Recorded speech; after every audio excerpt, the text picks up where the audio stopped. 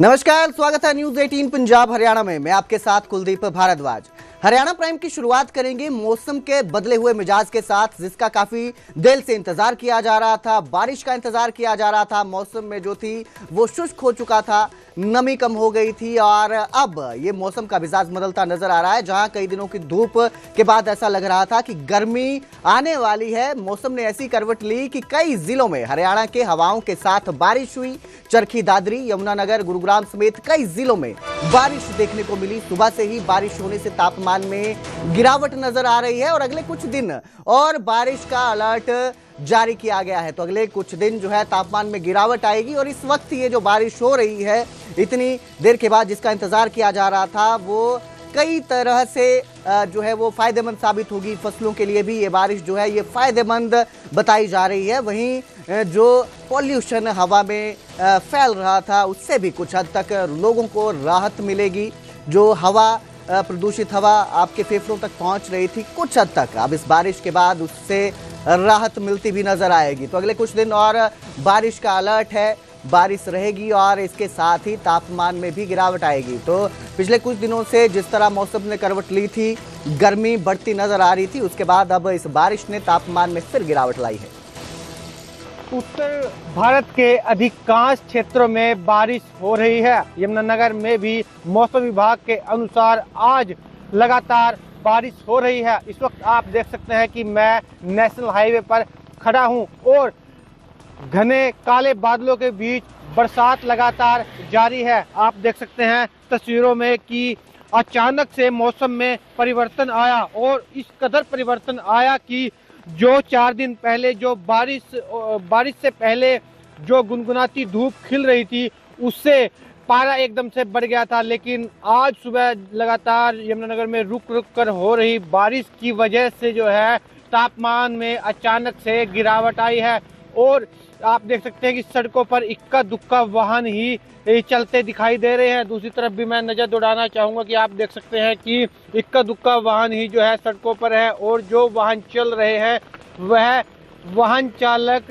वाहनों की लाइट जलाकर आगे की तरफ बढ़ रहे हैं। आप देख सकते हैं तस्वीरों में वाहनों की जो स्पीड है वो भी काफी कम दिखाई दे रही है और आप देख सकते हैं कि आसमान इस वक्त बिल्कुल घने काले छाए हुए हैं। मौसम विभाग के अनुसार आने वाले दिनों में मौसम इसी तरह का ही रहने वाला है। अगर मौसम इसी तरह रहता है तो ना सिर्फ यह लोगों के लिए मुसीबत बनेगा, बल्कि दूसरी तरफ इस बारिश से जो है जो किसान है उनके चेहरे भी खिल जाएंगे, क्योंकि बारिश से जो है फसलों को नुकसान होने वाला है। लेकिन इस बारिश ने लोगों की मुसीबत को बढ़ा दिया है, क्योंकि अचानक से जो है तापमान में गिरावट आई है। इससे पहले बारिश ना होने की वजह से गुनगुनाती धूप खिल रही थी और पारा बढ़ा हुआ था। लोग बाहर भी निकल रहे थे और अपने जो जरूरी काम थे वो भी कर पा रहे थे। लेकिन अब जो है बारिश की वजह से मौसम में बदलाव आया है। अब देखना होगा आने वाले दिनों में मौसम किस तरह रहते हैं और लोग अपने आप को किस तरह बचा पाते हैं। तो बारिश के बाद जहां मौसम में तापमान में गिरावट देखने को मिली है, वहीं लोगों की मुसीबतें भी जरूर थोड़ी बढ़ती नजर आ रही हैं। मेरे सहयोगी कुरुक्षेत्र से अशोक यादव हमारे साथ लाइव जुड़े हैं, वहीं अनिल राठी फरीदाबाद से लाइव जुड़े हैं। सबसे पहले मैं बात करूंगा अशोक यादव से, किस तरह का माहौल देखने को मिल रहा है, किस तरह की स्थिति है और लोगों का किस तरह का रिएक्शन सामने आ रहा है जो ये बारिश हुई है लंबे इंतजार के बाद उसको लेकर? देखिए कुलदीप, बारिश हुई है, कहीं ना कहीं इसका ये मौसमी जो बरसात हुई है, कहीं ना कहीं इस बरसात से जो किसानों के चेहरे पर खुशी रहेगी और अमृत मानी जा रही है। कृषि वैज्ञानिक बता रहे हैं कि ये जो बारिश है गेहूं की फसल के लिए अच्छी मानी जाएगी। हालांकि एक बार फिर ठंड बढ़ चुकी है। हालांकि कल तक की बात की जाए तो कल अच्छी धूप निकल रही थी, लोग धूप का लुत्फ उठा रहे थे। तो अब बारिश हुई है तो बारिश की वजह से कहीं ना कहीं एक बार फिर ठंड बढ़ेगी और 25 तारीख तक मौसम विभाग ने ऐसा संभावना जताई है कि 25 तारीख तक ये बारिश रहेगी और कहीं ना कहीं ठंड बढ़ती है। अब इस समय मैं मौजूद हूँ कुरुक्षेत्र विश्वविख्यात ब्रह्म सरोवर पर। आप देख सकते हैं कि बारिश हो रही है लगातार और बर्फीली हवाएं चल रही हैं। बर्फीली हवाओं की वजह से कहीं ना कहीं जो मौसम है पूरा खुशनुमा बन गया है और बारिश की वजह से कहीं ना कहीं जो पर्यटक स्थल है कुरुक्षेत्र का विश्वविख्यात ब्रह्म सरोवर, यहां पर लोग घूमने आते थे, मगर बारिश की वजह से लोग घूमने नहीं आ रहे हैं। कहीं ना कहीं वो अपने अपने जो धर्मशालाएं हैं या होटल है वहां रुके हुए हैं। और लगातार जो बारिश की बात की जाए तो बारिश ये जैसे जो फसलें हैं उनके लिए अच्छी साबित होगी। कहीं ना कहीं जो गेहूं की फसल है उसके लिए किसानों के लिए अमृत का वरदान साबित हो रही है। और मगर लगातार बात की जाए तो अगर लगातार ये बारिश बढ़ती रही जैसे 25 तारीख तक की बताई गई है तो कहीं ना कहीं ये ठंड फिर एक बार दोबारा बढ़ेगी। मगर कल तक की बात की जाए तो कल जो सूर्य देवता के दर्शन हो रहे थे, लोग धूप का लुत्फ उठा रहे थे और ये लगातार बारिश इस तरह से बढ़ती रही तो कहीं ना कहीं फिर आगे इसका नुकसान हो सकता है। मगर जो आज बारिश हो रही है हरियाणा और पंजाब के कई राज्यों में तो कहीं ना कहीं ये किसानों के लिए अमृत बूंद के राम से यानी कि अमृत साबित हो रही है। जी कुलदीप जी बिल्कुल, बहुत जिस तरह से ये बारिश हो रही है ये अमृत तो साबित होगी। अब मैं रुक करूंगा मेरे दूसरे सहयोगी अनिल राठी का। अनिल, ये जो बारिश है जहां एक तरफ किसानों के लिए तो फायदेमंद बताई जा रही है पर जनजीवन पर इसका किस तरह का असर देखने को मिल रहा है ग्राउंड लेवल पर? बिल्कुल कुलदीप, देखिए अगर बात करी जाए जिस तरीके से मौसम ने एकदम करवट ली है, हालांकि मौसम विभाग की लगातार जो है वो चेतावनी थी कि 25 तारीख तक जो है वो इसी तरीके के कड़ाके की ठंड जो है वो पड़ेगी और तेज बारिश जिस तरीके से जो आशंका जताई जा रही थी दिल्ली एनसीआर से लगते फरीदाबाद, गुरुग्राम, रेवाड़ी और तमाम झज्जर कई डिस्ट्रिक्टों के अंदर जो है वो तेज मूसलाधार बारिश की संभावना जो बताई गई थी मौसम विभाग की तरफ से, आज उसका असर जो है वो देखने को मिला। सुबह 6 बजे से ही जो रुक के कई जगह जो है वो गंभीर बारिश, इस तरीके की लगातार बारिश जो है वो देखने को मिल रही है। और कहीं ना कहीं जिस तरीके से इस बारिश के बाद मौसम के अंदर भारी गिरावट आई है और जो वायु की जो टेम्परेचर है वो काफ़ी ठंडा हो चुका है, क्योंकि उत्तर भारत के अंदर कड़ाके की ठंड जो बर्फबारी है वो लगातार देखने को मिल रही है। और इस फरीदाबाद और तमाम इलाकों की आसपास के इलाकों की बात कर जाए तो शीतलहर जो आज है वो कहर ढाया हुआ है। लगातार जो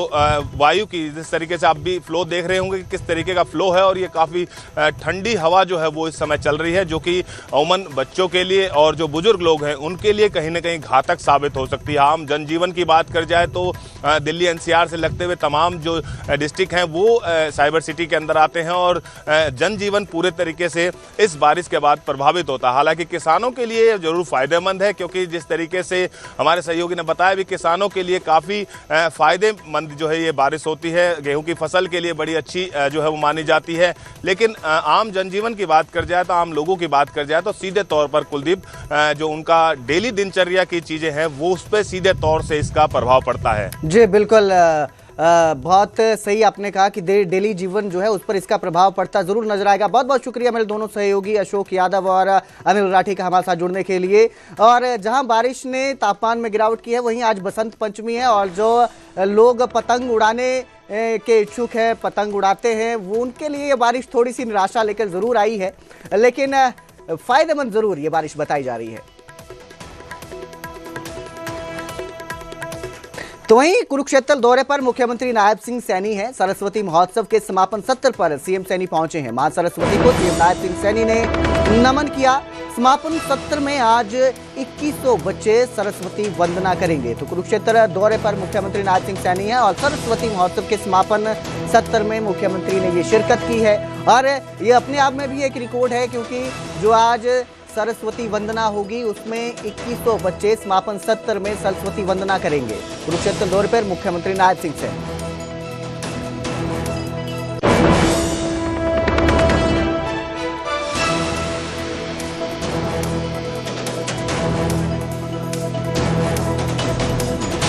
अपनी प्राचीन धरोहरों और विरासतों को संजोने का बीड़ा उठाया। सबसे पहले हरियाणा प्रदेश के पौराणिक स्थल श्री आदि बद्री में सरस्वती के उद्गम स्थल होने की पुष्टि की गई, जिसके प्रत्यक्ष प्रमाण भी मिले हैं। पूर्व मुख्यमंत्री श्री मनोहर लाल जी ने वर्ष 2015 में सरस्वती नदी को पुनर्जीवित करने के लिए हरियाणा सरस्वती धरोहर विकास बोर्ड का गठन किया, जिसके तहत इस नदी में जल प्रवाह के लिए निरंतर कार्य शुरू किए गए। मनोहर लाल जी के इस मिशन में श्री नायब सैनी जी ने सांसद रहते हुए उनका साथ निभाने का कार्य किया। श्री नायब सैनी जी ने प्रदेश के मुख्यमंत्री बनने के बाद इस अभियान को और गति दी। मुख्यमंत्री जी के दिशा निर्देशन में श्री दुम्मन सिंह किरमच जी के नेतृत्व में हरियाणा सरस्वती धरोहर विकास बोर्ड के अथक प्रयासों की बदौलत आज सरस्वती नदी जमीनी स्तर पर आदि बद्री के बिलासपुर से लेकर सिरसा ऑटोहेड तक 400 किलोमीटर तक के क्षेत्र में विभिन्न नदियों के सहयोग से बह रही है। दशकों पहले विलुप्त हुई सरस्वती नदी को मात्र कुछ ही वर्षों में इतने क्षेत्र तक पुनर्जीवित करने का ये ऐतिहासिक कार्य प्रदेश की भाजपा सरकार ने किया है, जिसके लिए प्रदेश की जनता, किसान और श्रद्धालुओं के बीच खुशी की लहर है।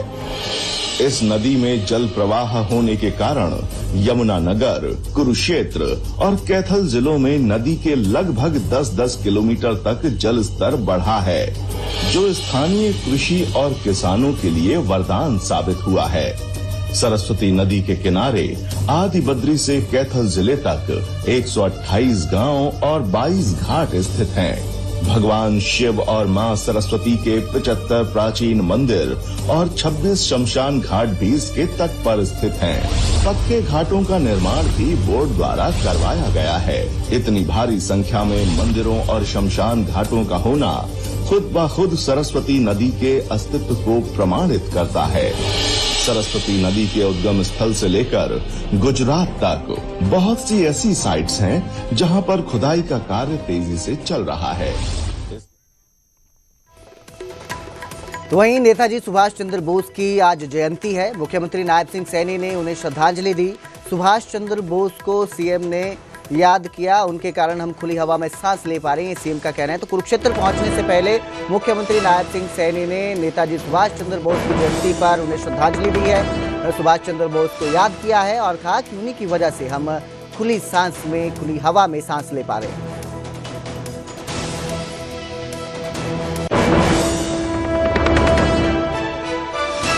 जिन्होंने देश की आज़ादी में एक महत्वपूर्ण योगदान दिया, ऐसे महानायक के कारण आज हम खुली हवा में सांस ले रहे हैं। मैं उनको नमन करता हूं, उनको प्रणाम करता हूं।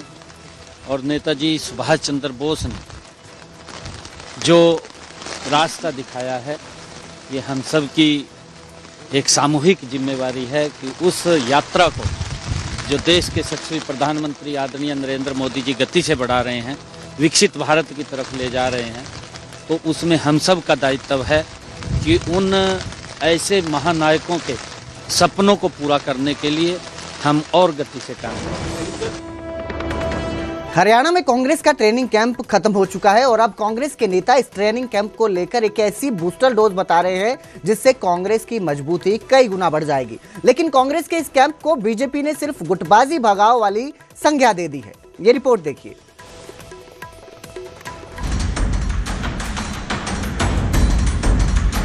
10 दिन में कांग्रेस के जिला अध्यक्षों को कांग्रेस नेताओं ने खूब ट्रेनिंग दी, सियासत के गुर सिखाए, कांग्रेस की रणनीति बताई, साथ ही बताया कि किन मुद्दों पर बीजेपी को घेरना है।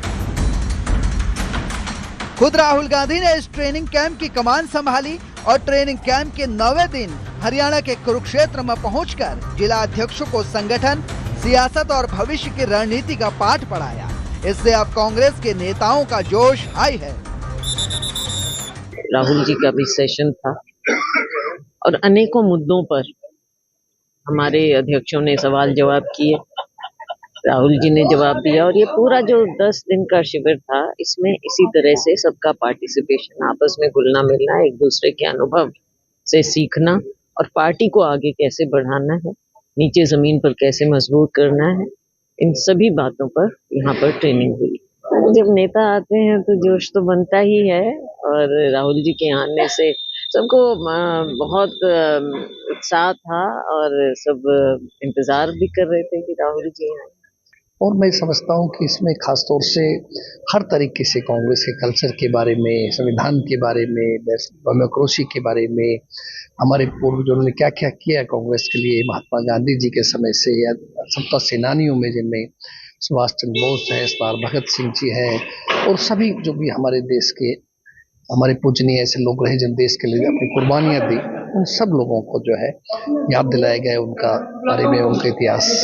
और इसी तरह से बाद में देश आज़ाद होने के बाद में फिर जिस तरीके से जब हमारे पंडित जवाहरलाल नेहरू जी के समय में जो शुरू हुआ, जो देश के अंदर कुछ नहीं बनता था, सारी चीजें बताई गई, हमें लोगों को बताना चाहिए।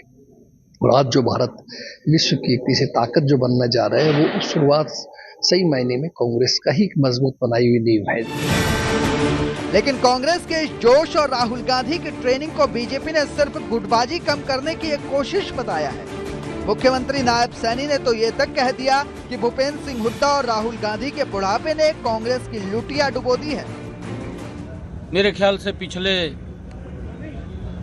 10 दिनों से कुछ मंथन चल रहा है, यात्राएं भी निकल रही हैं, आप देख रहे हैं। फिर मंथन किस बात का है, और आपसी गुटबाजी है कांग्रेस के अंदर। गुटबाजी इस हद तक है कि अगर नेतृत्वकर्ता भी आए तब भी यात्रा चल रही है, आपके सामने है।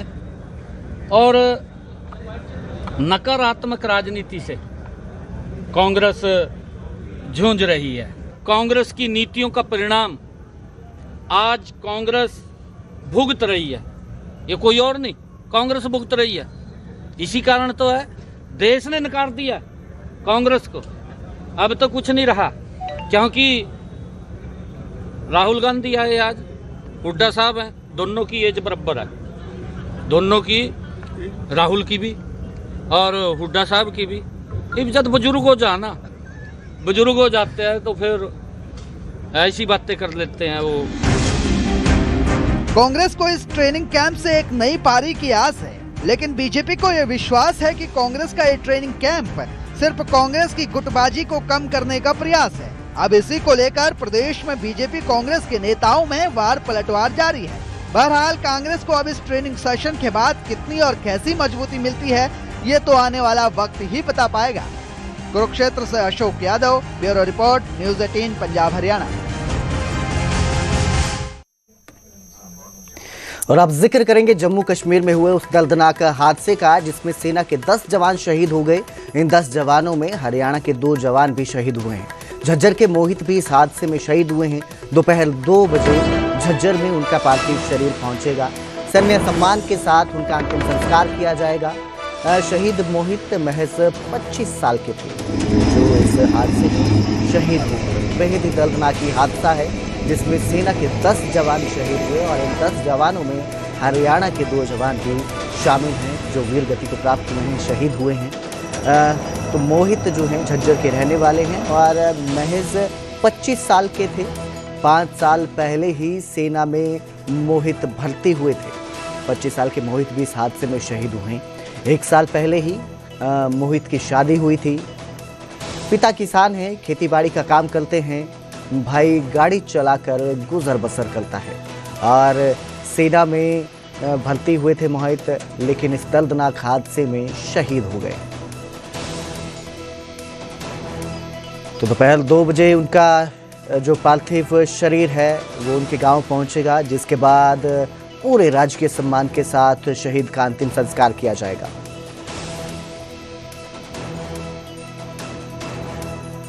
उधर कैथल में प्रेमी की मौत के बाद युवती ने सुसाइड कर लिया। वन स्टॉप सेंटर में फांसी लगाकर आत्महत्या की। युवती के प्रेमी ने कुछ घंटों पहले ही आत्महत्या की थी। शादीशुदा युवक के साथ ये प्रेम प्रसंग चल रहा था, तो युवक जो है उसने पहले सुसाइड किया और उसके सुसाइड के कुछ ही घंटों के बाद युवती ने भी मौत को गले लगा लिया। वन स्टॉप सेंटर में फांसी लगाकर आत्महत्या कर ली। और ये जो प्रेमी है, ये बताया जा रहा है कि पहले से शादीशुदा था और शादी के बाद अब इसका ये एक्स्ट्रा मैरिटल अफेयर चल रहा था, प्रेम प्रसंग चल रहा था। हालांकि किस वजह से इन्होंने सुसाइड किया है, ये जांच का विषय बना हुआ है। शादी है और उसके एक लड़की भी है, ये उससे प्रेम प्रसंग में फंस के और उसके साथ चली गई, तो उसके साथ रेडी थी ये। और इसके परिजनों ने 319 नंबर मुकदमा दर्ज करवाया हुआ है हमारा थाना पुंडरी में मिसिंग का। तो हमने इसको ट्रेस कर लिया था, ट्रेस करके 164 के कल बयान करा दिए थे। बयान कराए ना, उस लड़के ने सुबह कल अपने खेतों में जाके सुसाइड कर लिया। और अब खबर तेज रफ्तार के कहर की। गुरुग्राम से ये खबर सामने आई है जहां तेज रफ्तार का कहर देखने को मिला।